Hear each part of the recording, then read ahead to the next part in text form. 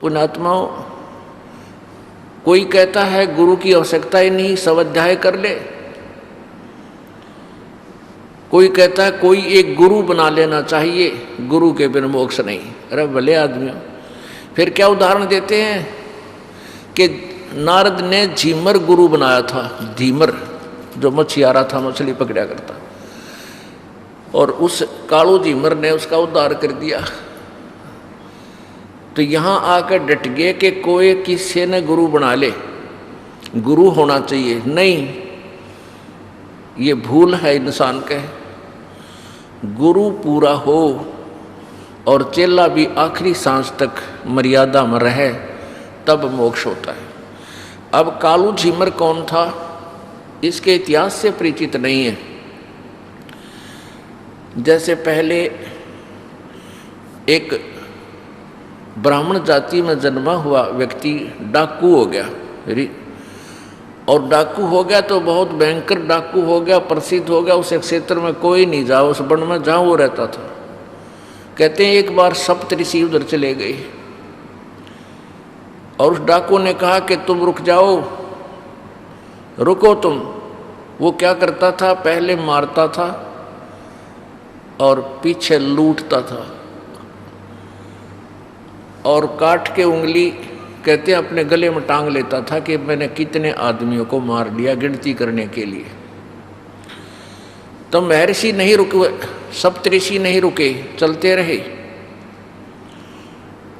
फिर उसने कहा रुक जाओ, नहीं तो मैं तुम्हें मार डालूंगा। अब ऋषि कहने लगे, ले भगत हम तो रुक गए, तू कद रुकेगा? हम तो रुक गए, क्योंकि उन पूरी कॉन्फिडेंस के साथ उसका सामना किया। नहीं तो उसकी तब शक्ल देखते कि गिबत जाया करती इंसान की। तब उसने देखा कि तो बड़े धड़ाके से बोल रहे हैं। उसके अंदर का वो शत्रु जो खुरापात था वो दब गया, एकदम सुन्न हो गया वो। उसने पूछा क्या बात, कि हम तो रुक गए, तू कद रुकेगा ये जुल्म करने से? क्या तू ये जुल्म जो कर रहा है, इसके तेरे घर वाले हिस्सेदार हैं? जो तू पाप कर रहा है, क्या तेरे घर वाले, तेरी पत्नी, तेरे पुत्र इस पाप को डिवाइड कर लेंगे? वो कहने लगा कि हाँ करेंगे वो, क्योंकि मैं यहाँ से लूट कर धन ले जाता हूँ, वो मेरा परिवार पोषण हो रहा है, वो मेरे पाप के भागी होंगे। तो ऋषियों ने कहा कि नहीं, तेरी भूल है, पहले घर पता करके या फिर हमें मार देना, लूट लेना हमारे पास जो रखा है। तो उसने कहा कि तुम भाग जाओगे। ऋषियों ने कहा कि हमें बांध दे प्रत्येक वृक्ष के। उसने न्यारे न्यारे सातुओं को अलग अलग बांध दिया, पीछा हाथ करके घर गया। घर जाके उसने अपनी पत्नी से पूछा कि मैं जो ये पाप कर रहा हूँ, क्या आप मेरा इसमें सहयोग देंगे, ये पाप के भागी बनोगे? वो कहने लगी, मैं पाप की भागी नहीं बनूंगी, क्योंकि आप मेरे पति हो। मुझे इस वचन के साथ आप लाए थे कि आप मेरे घर का संभालना, बच्चों का पालन करना, मैं कमा के लाऊंगा। अब मेरे लेखे तू मजदूरी कर, मेरी तरफ से चाहे तू डाके मार, मैं अपना काम कर रही हूं, इस पाप का भागी तू होगा।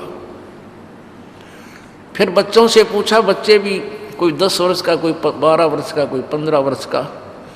और पहले सभी ब्राह्मण लोग अपने बच्चों को गुरुकुलों में भेजा करते थे ऋषियों के पास शिक्षा देने के लिए, लेने के लिए।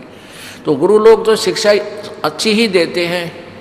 तो उन्होंने कहा कि नहीं पिताजी, हम आपके किए हुए पाप के भागी बिल्कुल नहीं होंगे, आप अपने कर्मों के पास स्वयं बैठोगे।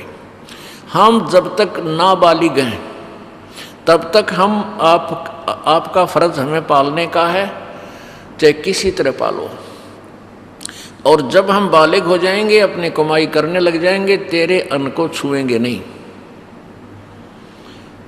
अब उसने सोचा भैया तो बात बिगड़ गई, ये तो सारा एक काम मेरे ऊपर लाद दिया न। तो उसी से मैं वापस आ गया, उनके चरणों में गिर गया, चरण पकड़ दिए। कहा प्रभु मेरा उद्धार करो। अब जैसा भी उनको समाधान था उनको बता दिया कि बेटा भक्ति करे, डट कर साधना कर, तेरा कल्याण हो जाएगा। तो कहते वो बुराई त्याग करके फिर महर्षि की पदवी पाया। इसी प्रकार एक कालू झीमर था, एक कालू नाम का मछियारा था, और वो इतना बेसब्रा था, इतना बेईमान था, मछलियाँ अलग अलग वहाँ से पकड़कर दूसरे तालाबों से जाल डाल कर पकड़ के लाता था, शहरों में बेचता था और खुद भी खाता था, बच्चे भी थे, उसके संतान थी। जिस राज्य में वो कालू झीमर रहता था उसके पड़ोसी राज्य में एक बहुत ही एक नेक आत्मा धर्मात्मा राजा था। उसने अपने पूरे राज्य में हिंसा बंद करवा रखी थी, और कोई हिंसा करता था उसको बहुत भयंकर जो है ना दंड देता था, जिस कारण से उस राजा के तालाबों में कोई भी मछलियां नहीं पकड़ता था, और उसके तालाबों में अच्छी मोटी मोटी स्वस्थ मछलियां थी। अब उस बेईमान ने उस अपने क्षेत्र की तो सारे तालाबों की वह मछलियां ढो के बेच दी। वहाँ तो रहा नहीं कोई सामान उसके लिए। फिर उसने देखा पड़ोसी राज्य का तालाब में बहुत मोटी मोटी मछली है, तो उसने ये भी पता था कि यहाँ के राजा ने इस पर बैन लगा रखा है, इसलिए उसने सोचा बखत से उठकर जाऊंगा। थोड़ी थोड़ी सर्दी सी थी और वक्त से बहुत सवेरे यानी 4 बजे वहाँ जाकर जाल डाल दिया।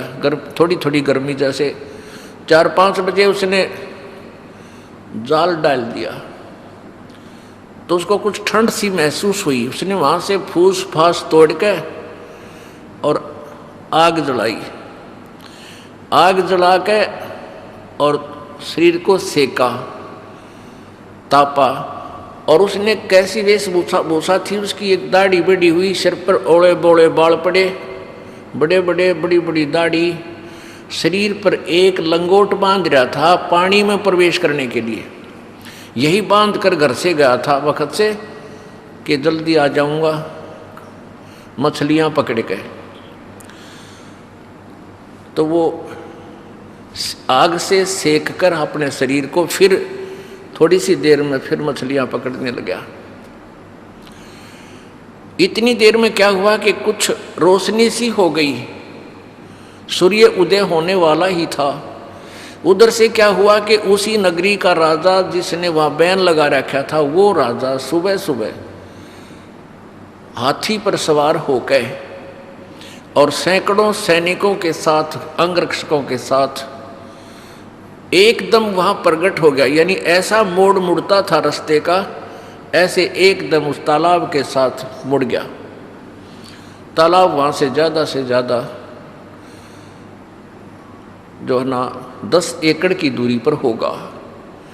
हाथी की गले में एक घंटियां बंधी होती हैं, वो एकदम मुड़ते ही घंटी की आवाज़ उसके कानों में पड़ी। कालू झीमर के उसने सोचा तो राजा आ गया, आज मर गया तू, तेरे पूरे परिवार ने मारेगा। अब उसने देखा कि राजा बड़ा धार्मिक है और कोई विकल्प नहीं है, तेरी जान बचने का, भाग भी नहीं सकता, सैनिक साथ है। तो उसने क्या किया कि अपने शरीर पर वो जो राख बनी हुई थी, अग्नि जला रखी थी, सारे शरीर पर राख मसड़ दी। लंगोट बांध रहा था, दाढ़ी बड़ी हुई थी, सिर पर केस बड़े बड़े थे, और डरता बैठ गया आंख मीच कर धूने का ऊपर। वो धूना सा बन गया उसका, वो आग जलाई थी उस पर बैठ गया उसके पास। अब राजा निकट आया, जब उसकी दृष्टि पड़ी कि भी तालाब के आसपास साधु संत ही बैठा करते हैं, और जो उस कालू ने वो मछलियां पकड़ रखी थी, वो जालबीर मछली भी तालाब में फेंक दिए। तो राजा ने सोचा, हे भगवान, आज तो बड़ा सुबह सुबह साधु के दर्शन हुए, आज बड़ा शुभ दिन निकला मेरा। कबीर परमात्मा भी कहते हैं, पुण्यात्माओं को संत के दर्शन परमात्मा के तुल्य होते हैं। साधु दर्शन राम का मुख पर बसे सुहाग, और दर्श उन्हीं को होत हैं जिनके पूर्ण भाग। कबीरा दर्शन संत के भाई परमात्मा आवे याद, और लेखे में वाए घड़ी बाकी के दिन बर्बाद। अब राजा की खुशी का ठिकाना नहीं रहा, और सुबह सुबह तो और ज़्यादा निर्मल आत्मा होती है। उसने जब देखा, वो थोड़ी सी आंखें खोल रनो बंद कर लेके राजा आगे टप गया, यहीं आवे है। राजा ने उसके सामने जाके हाथी रुकवा लिया, और हाथी के एक पौड़ी लगवा दी। वो नीचे उतरने के लिए व्यवस्था होती है, पौड़ी लगवा दी। अगर आज संत के दर्शन करूँगा, चरण छूँगा, कुछ दान दक्षिणा दूंगा। अब उसने कालू जी मन ने सोचा, आज मर गया भाई तू तो, यो तो आ गया तेरे पास। उसने सोचा ये और कोई तरीका नहीं है, आँख नहीं खोलनी चाहिए, कुछ भी कहे जा। बस तगड़ी आँख बंद कर ली, और एकाग्र डरते का एकाग्र चित्त हो गया। कुछ पिछले पुण्य होते हैं जो परमात्मा ऐसे सर्कमस्टांस बनाता है। पिछले ही पुण्य से होते हैं पूर्ण हंस मुराद। पिछले ही पुण्यों से ऐसे कुछ माहौल बनता है जो जीवन में परिवर्तन आता है। वो पिछले जन्म का बहुत अच्छा पुण्य आत्मा था, लेकिन काल इस जन्म में ऐसी जगह फिट कर रहा था। उसने उसके निरे कर्म फुड़वावा था, पुण्यों को बर्बाद करवावा था, और पाप इकट्ठे करवा रहा था। तो पिछले पुण्य के आधार पर उसका एकदम एकाग्रचित हो गया, डरते का। अब राजा ने आवाज लगाई, महाराज नमो नारायण, महाराज नमो नारायण। पहले तो डरता ना बोला, फिर उसका पिछले संस्कारवश सुरती चढ़ गई। अब राजा ने सोचा भी साधु संतान के साथ घना नहीं बोलना चाहिए, या अपने डिस्टर्बेंस ना हो जाए इनको। तो उसने 5 असरफी 5 लोहे की मोहर, यानी 2-2, 3-3 तोड़े की हुआ करती मोहर एक, तो ऐसे वो सोने की मोहर दान दक्षिणा रूप में उस धूने के ऊपर रख दी। चरण छू के मत्था टेक के राजा चला गया। अब उसकी वो समाधिस्थ हो गया। अब उसकी पत्नी को पता था कि आज मेरा पति बहुत खतरे की जगह गया हुआ है और लेट हो गया, क्यों नहीं आया। वह बाट इंतजार करके घर से चली। तालाब, जिस तालाब पर उसने बताया था वहीं पहुंची। वहाँ जाकर उसने देखा कि यूँ तो बाबा जी बन गया, समाधि लाए बैठा है। और इसने नो भी डर को ना कोई, या तू कैसे बैठा है, कोई आ गया तो तुझे पकड़ देगा। उसने पकड़ कर उसका पाछे तक जाकर उसका कमर में दोनों हाथ मारे नो। वो कहने लगी तू मर रहेगा के, खड़ा हो ले, चल अपने घर न। और सारा दिन खो दिया तुम, ऐसे है राजा आ गया तक, कोई आ गया सैनिक तो तुझे पकड़ लेगा। वो डर गया एकदम। और उन्होंने कहा मत आज आया था महाराज, आज के बाद कदे नहीं आऊँ, दोनों कान पकड़ूँ। तो वह नौका है, तू क्या कह रहा है, खड़ा हो। जो उसने देखा उसकी पत्नी है। वो कहने लगा वो राजा कहाँ गया, सैनिक कहाँ गए। वह समझे नहीं है कि बात क्या घटना घट रही इसके साथ। फिर उसने देखा नीचे 5 असरफी सोने की दोने पर रखी। फिर उसका दिमाग की सुई घूम गई कि राजा ने तो मुझे साधु मान लिया और मेरे आगे माथा टेक्या और 5 असरफी सोने की दर गया। अब उसने विचार किया कि हे भगवान, मैं तो नकली संत बना था, और नकली संत बनने से भी इस भोपाल ने भी मेरा आगे माथा टेक दिया। जब मैं असली संत बन जाऊं तो ना जाने क्या होगा। दृढ़ निश्चय कर लिया, प्रतिज्ञा कर ली कि आज के बाद में, वह प्रतिज्ञा तो पहले कर चुका था, हे भगवान आज जान बचा दे, जिंदगी में कदे मछली नहीं पकड़ूं, आज मेरी जान बचा दे, मजदूरी करके खाऊंगा। वह तो प्रतिज्ञा वह करवा ली थी भगवान ने पहले उससे। और फिर उसके अंदर ये और प्रेरणा होगी कि मैं तो नकली संत बना था और भय मान्या भोपाल। तो उसने सोचा कि भी अगर ये सच्ची साधना करूँगा तो पता नहीं क्या होगा, भगवान क्या क्या कर देगा हमारे लिए। और 5 असरफी इधर गया। 5 असरफी तो 10 साल का गुजारा था उनका।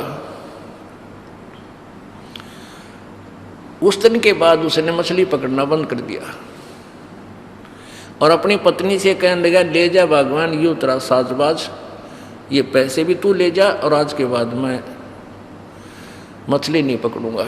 घर ना आ गई दोनों जने। अब उसकी पत्नी कहे कि काम करे बिना नहीं गुजारा होया करता और बालकानी बात मत कर, जा मछली पकड़ के ला। वो जाल दे दे, उसने रोटी बांध के साथ रख दे, वो जावे जंगल में बैठ जा, रोटी खा के शाम ने खाली जाल लेके घर आ जा। वह रोज लड़े और वो रोता फिरे वहाँ जल इधर उधर, हे परमात्मा, हे भगवान मुझे दर्शन दे, हे परमात्मा किसी तरह दया करो। तो वो तड़फ कर रहा था, साधना करे जैसा उसने ओला बोला ज्ञान था, भक्ति करे, अपना मंत्र जो भी नाम था वो बांध है। परमात्मा बड़े दयालु हैं, कहते 100 साल सीधर मैं करूँ अपने जन के काज। तो पूर्ण परमात्मा आगे वहाँ एक साधु रूप बना के और कहने लगे, बेटा क्या कर रहा है तू? उसने सारी कहानी बता दी, महाराज जी मेरी गलती ऐसे ऐसे बनी और मैं भगवान प्राप्ति करूँगा, मैं भक्ति करना चाहता हूँ। तो परमेश्वर ने कहा, बेटा गुरु के बिना संत गुरु होना चाहिए आपका, वैसे साधना करने से कोई लाभ नहीं होता। तो उसने कालू झीमर ने कहा, भगवान अब गुरु कौन है, कहाँ जाऊँ, किसको गुरु बनाऊँ? तो परमात्मा ने कहा, भी मैं तेरे को उपदेश दे दूंगा, तू भक्ति कर लेना, अगर दया कर दो प्रभु। तो परमात्मा ने उनको वो मंत्र दिया, वो साधना करने लग गया। कुछ ही दिनों में वो तो कुछ पहले पुण्य होते हैं, बहुत ही अच्छा भक्त और सेवक बन गया। तब परमात्मा ने कहा, बेटा अब कोई भी जिज्ञासु तेरे पास आवे, उसकी सारी बुराई छुटवा कर तो उपदेश दे दिया करिए। अब इस तरह उस कालू झीमर को गुरुपद प्राप्त हुआ था। और ये दंत कथा सुनाने वाले कहते हैं कि नारद ने झीमर गुरु कीन्या और कहाँ ज्ञान में हो गया हीना। नारद ने उस झीमर यानी मछियारे को, शिकारी को गुरु बना लिया था। बस गुरु हो कि साय हो, वो तो शिकारी था, फिर भी नारद का उद्धार हो गया। नहीं, उससे वो शिकारी नहीं था, वो महापुरुष था। तो पुण्यात्माओं, ये लोक वेद हम सुन रहे थे, इस तत्व ज्ञान ना होने से हम ऐसे ही अटकलों पर अड़े रहे। परमात्मा क्या बताना चाहते हैं कि पूरे गुरु तो बात बढ़ेगी, जिसको अधिकार हो नाम देने का, नहीं तो किसी भी सत्र का, चाहे आप ब्रह्मा की साधना करते हो, चाहे विष्णु की, चाहे शिव जी की, चाहे ब्रह्म की, आपको उसके सत्र का भी गुरु चाहिए। और उनसे क्या लाभ है वो आपको पता ही लग जाएगा। फिर आप पूर्ण संत परम अक्षर ब्रह्म की साधना ही करोगे तो उसका भी पूर्ण ही संत चाहिए, पूरा ही मार्गदर्शक चाहिए, तब लाभ होगा। गुरु बिन माला फेरते, गुरु बिन देते दान, गुरु बिन दोनों निष्फल हैं, चाहे पूछो वेद पुराण।